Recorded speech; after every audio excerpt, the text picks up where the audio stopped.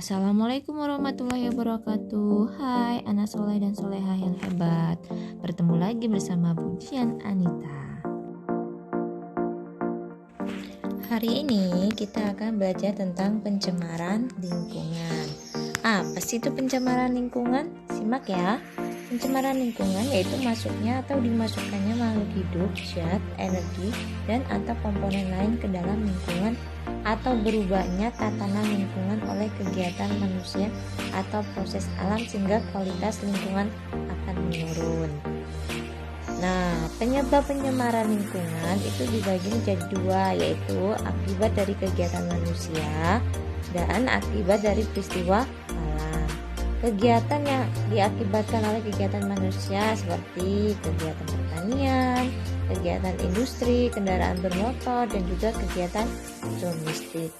Yang disebabkan oleh peristiwa alam contohnya seperti letusan gunung berapi, gas beracun, atau juga bisa disebabkan oleh lumpur lapindo.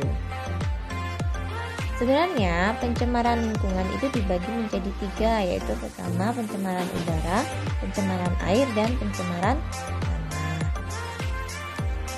Yang pertama pencemaran udara. Pencemaran udara yaitu masuknya zat pencemar atau polutan ke dalam udara sehingga menimbulkan perubahan sifat udara dan menurunkan kualitas udara bagi kehidupan.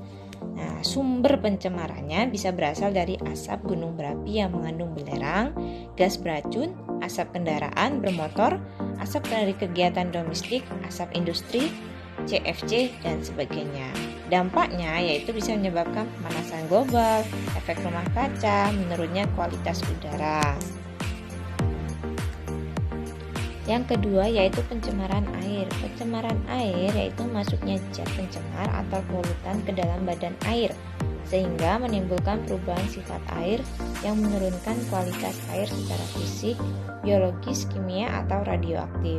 Sumber pencemarannya yaitu berasal dari limbah industri, limbah domestik, sampah, dan licin, limbah pertanian, tinja, bangkai, dan limbah organik atau anorganik lainnya.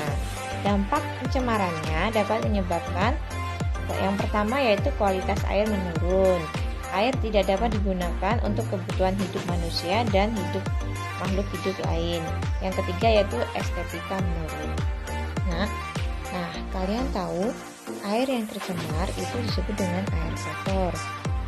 Air yang kotor itu memiliki ciri-ciri biasanya yaitu air itu berasa, berwarna, dan juga berbau. Yang ketiga yaitu pencemaran tanah. Pencemaran tanah yaitu masuknya zat pencemar atau polutan di atas permukaan tanah atau ke dalam tanah sehingga menimbulkan perubahan sifat tanah dan menurunkan kualitas tanah. Sumber pencemarnya yaitu bisa berasal dari timbunan sampah, limbah industri, limbah organik, dan limbah B3.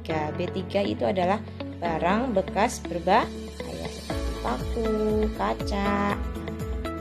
Dampak pencemarannya sendiri yaitu dapat menimbulkan yang pertama tanah berbahaya bagi kehidupan di sekitarnya karena sudah tercemar. Kedua, lahan tidak dapat ditanami. Tiga, tumbuhan di lahan yang tercemar mengandung bahan pencemar. Empat, lahan tandus tidak bernilai ekonomis dan estetika yang menurun. Berikutnya itu cara mencegah pencemaran air. Yang pertama, menggunakan air dengan bijaksana. Kemudian mengurangi penggunaan deterjen, tidak menggunakan sungai sebagai tempat untuk memandikan hewan ternak dan menanam di pinggir sungai. Berikutnya itu cara mencegah pencemaran udara. Yang pertama, melakukan penanaman tumbuhan. Kedua, menggunakan transportasi umum. Ketiga, menggunakan kendaraan ramah lingkungan. Dan berikutnya menggunakan bahan bakar yang ramah lingkungan.